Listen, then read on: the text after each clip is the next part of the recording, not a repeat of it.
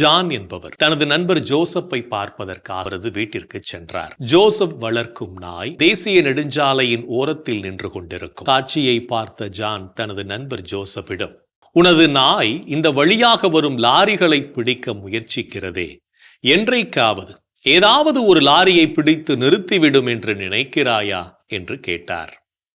அதற்கு ஜோசப், என்னுடைய சிந்தனையெல்லாம் அந்த நாயால் லாரியை நிறுத்த முடியுமா அல்லது முடியாதா என்பதல்ல.